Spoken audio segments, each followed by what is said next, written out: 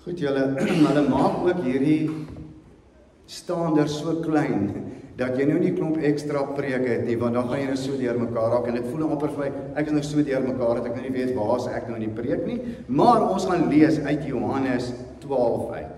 Johannes 12, ons is terug weer by ons diens, en het elke kind 'n inkleerprent by die deur gekry. Het julle inkleerprente gekry? Het julle gekry? Waar het ek sien? Wie het nie gekry nie? Almal gekry, dit lyk my almal het gekry. Jy het gekry? Goed, nee, ons wil neem vir my af, stuur vir my, as julle by die huis dit mooi ingekleer het, en in die binnekant van die afkondiging, is daar, jy het ook 'n palmblaartjie gekry, en dis waaroor die preek vanoggend gaan, oor hierdie palmblaar, hoekom, wat beteken dit, en hoekom het ons, maar hoe jy dit kan vou, dat dit 'n kruis op die ou einde maak. Is die groot mense, het julle ook palmblare gekry? Spriete, ek weet nie wat noem jy daar, dis met die hele blaar, is mos alles by mekaar, maar ons het daai stukkietjie gekry. En jy vou hom mooi, en as 'n kruis, en dan sit jy hom in jou Bybel, wonderlik, hou hom hoog. Doen jy? Kyk daar het jy hom klaar gevou. Fantasties, kyk hoe so met hy lyk, né? Soos 'n kruis aan die einde. Reg. En dan uit Johannes 12 vers 12. Dis waar ons gaan begin lees. Dit gaan oor die intog in Jerusalem, waar Jesus in Jerusalem inlei op 'n donkie, en waar mense voor hom buig en sê, Hosanna in die hoogste, U is ons Here, U is ons koning, U is ons herder, U is die een wat ons verwag. So hier staan nou, die volgende dag het die groot menigte mense wat na die fees toe gekom het, gehoor dat Jesus na Jerusalem toe kom.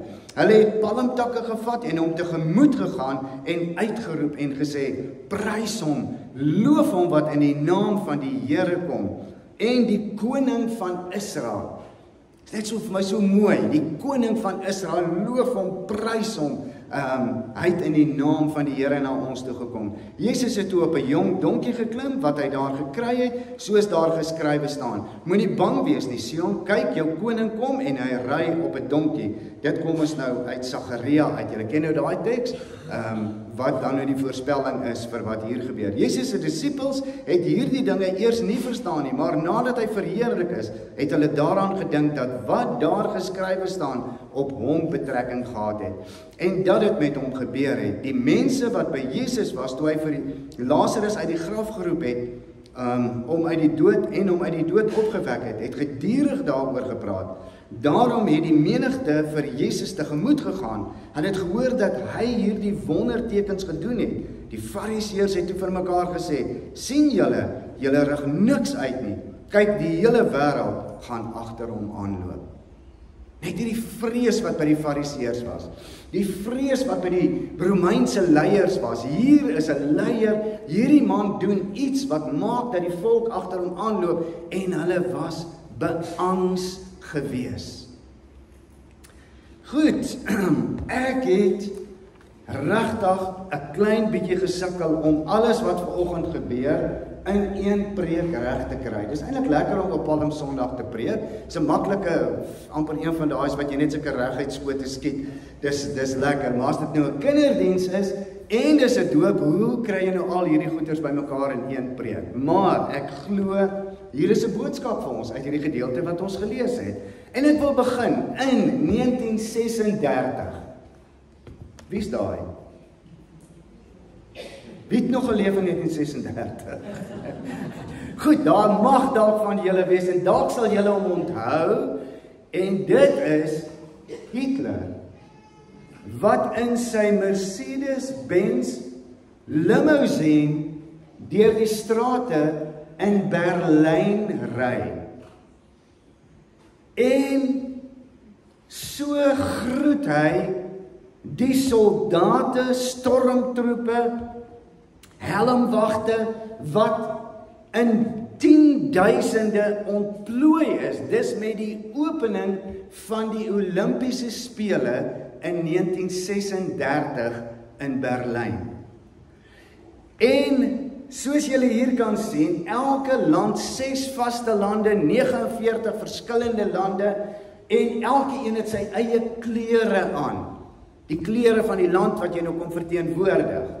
Maar die oordonderende was nie die vlaag van die 49 lande nie, maar van Duitsland se swastika, wat oral opgesit was. En soos wat hy verbygegaan het, het mense geskree, Heil Hitler! Mag het toch wat eindelijk was in die wijs hê? Ek gaan dit nou edit. Alright, Heil Hitler! Ek weet ook hoe om te maak, en ek is in 'n groot gevaar hier so nou vanoggend. Right, maar, dat hulle nou geskree. Maar, soos hy nader aan die stadion gekom het, het mense uitgejubel en gesê, hier is hy, hier kom hy, hier kom hierdie man wat ons verwag. Dis angswekkend. Ons lees in die evangelies, lees ons 'n soortgelyke intog gebeur in Jerusalem. Terwyl Jesus van die een kant af inkom, kom die goewerneur Pontius Pilatus van die ander kant af ingery.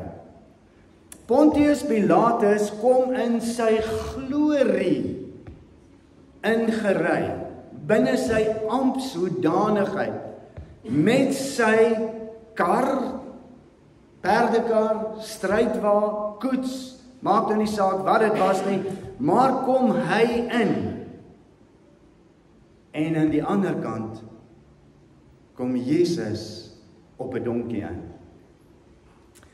Ek wonder sommer of die kinders weet van 'n donkie se rug. Wie van julle het geweet dat elke donkie se rug het 'n kruis op? Het julle dit geweet? Jong, julle kan voëls ken, maar jy moet vir donkies ook ken. Julle moet right, so, donkies het almal 'n kruis op hulle rug. En daar staan 2 langs mekaar. Ek wil vir julle wys sommer net van as hulle gebore word. Jy kan nie glo as 'n Brahmaan kalfie gebore word, dan het hy klaar daai sak agter op sy rug. Ek weet nie wat skof of wat, ek weet nie wat dit is nie. Ek het mos al 'n sak in my nek, verstaan jy so, maar dan het jy nou 'n sak hier agter op jou rug.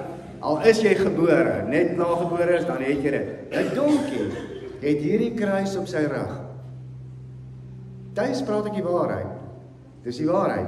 Ek vra vir manne wat ek vertrou, net om seker te maak. Goed, so mense sou kon sê, Jesus ry in Jerusalem in op 'n kruis na 'n kruis.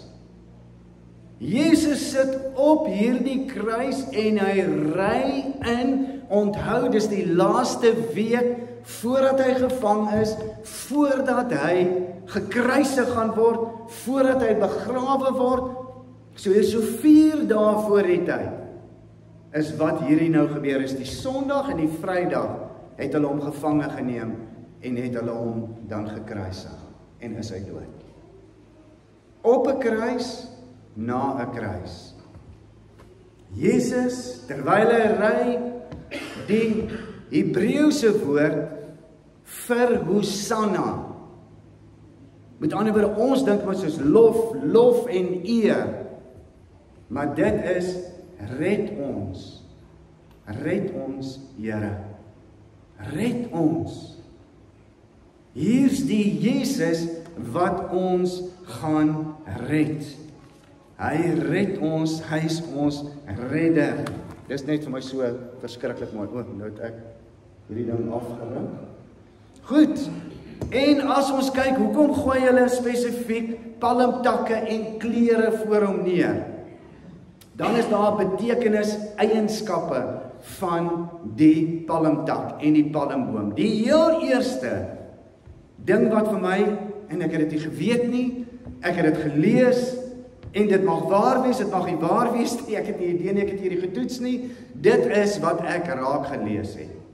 Dat enige ander boom, as hy, sê nou maar jy sou 'n draad om hierdie boom vasmaak, en soos wat die boom se stam groter word, trek hierdie draad bly mos nou dieselfde. Op die ou einde gooi die stam rondom die draad en sny hy hom so in die binnekant in. Dit kan nie met 'n palmboom gebeur nie. 'n Palmboom se stam breek die draad, maar hy sal nie so maak nie.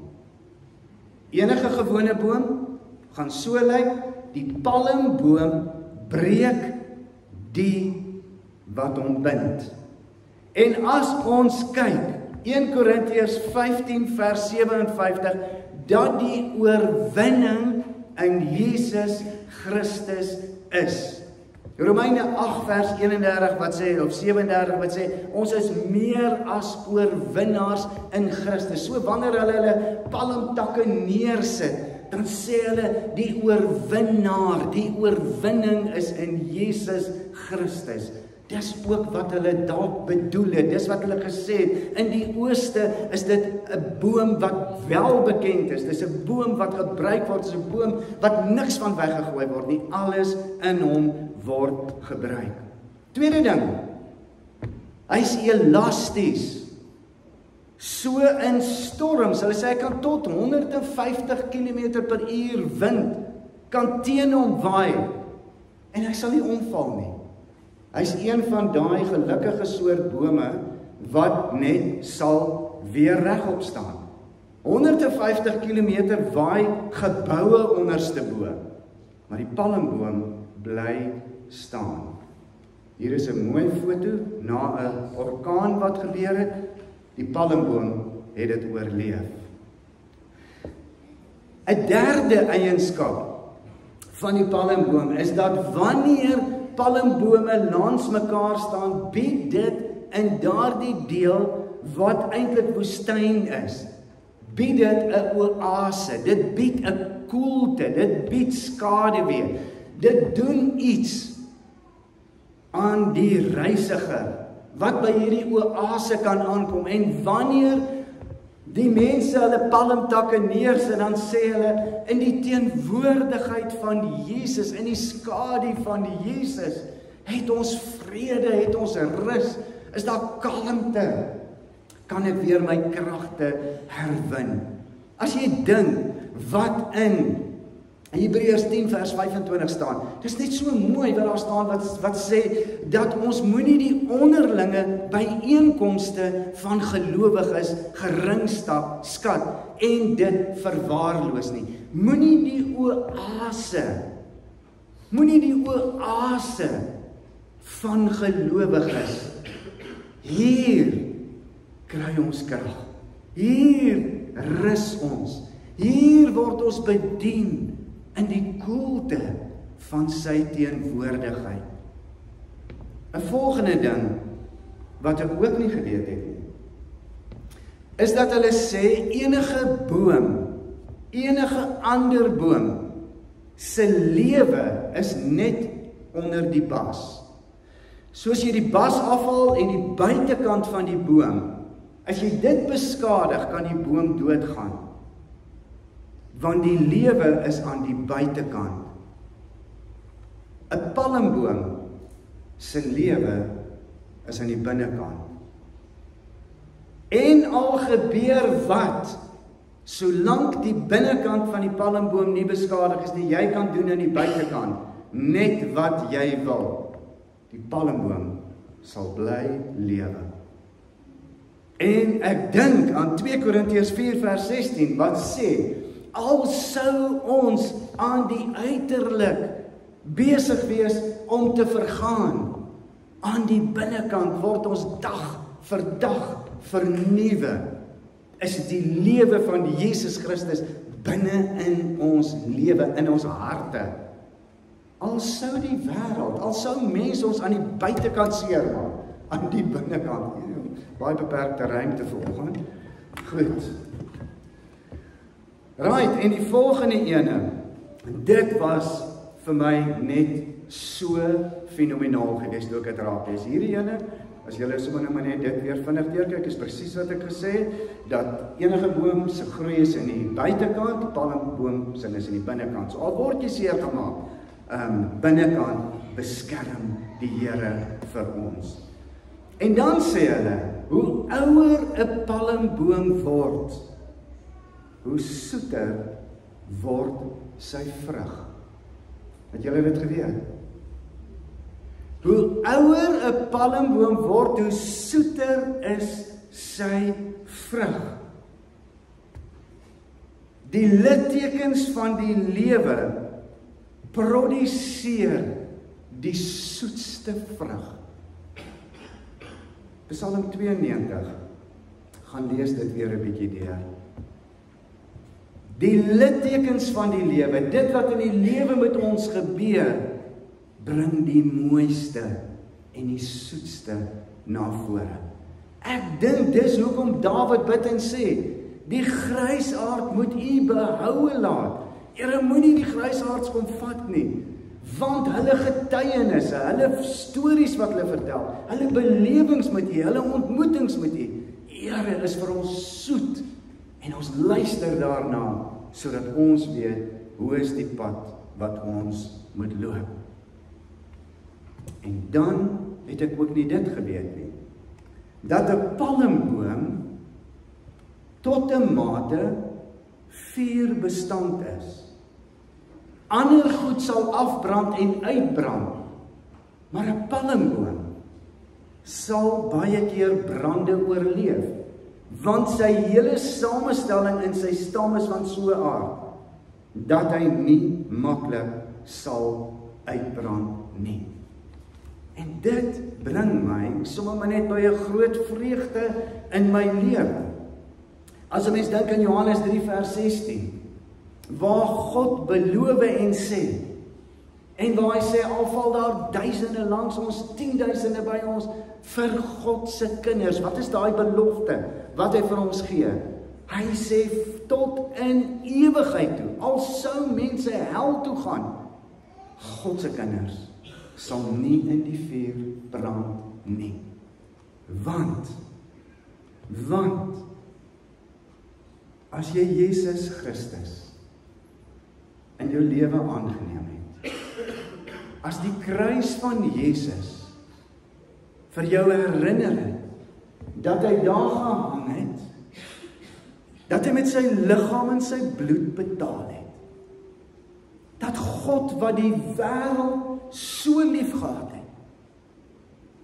het sy seun nie gespaar nie, maar het hom gegee, sodat die wat in hom glo, nie verlore sal gaan nie, maar die ewige lewe sal beerwe.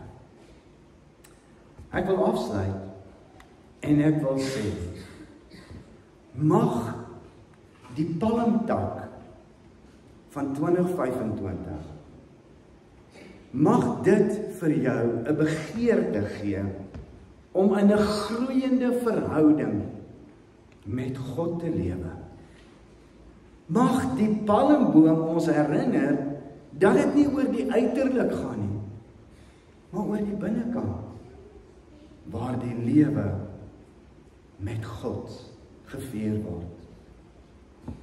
Onthou van die eienskappe van die palmboom en streef daarna om hierdie palmboom lewe te lewe tot eer van God.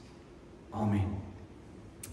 Hemelse Vader, ons dank U, ons prys U, ons eer U, en ons wil ook vanoggend uitroep en sê, red ons, Here. U alleen kan dit doen. U alleen is waardig. God het sy seun waardig geag om die volkome prys te betaal, sodat die wat in hom glo mag lewe. Help ons in hierdie week tot Paasnaweek, Here, dat ons in ons lewe sal kyk, watter van hierdie eienskappe het ek? Watter kort ek? Hoe lyk my verhouding met U? Skree ek, maak hom koning. Maar dan sê ek, o kruisig hom. Bewaar ons van so 'n lewe, Here.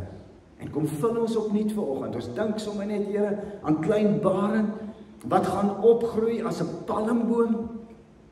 Ek bid, Here, dat U hom innerlik sal sterk maak. En dat hy deur die storms van die lewe, Here, sterk sal wees, want sy hulp kom van U af en elkeen van ons ook. Seën ons, Here, seën al ons siekes, seën ons land, seën ons gemeente, in Jesus Christus se naam. Amen. Ons het geleentheid om die Here te dien met ons offergawes.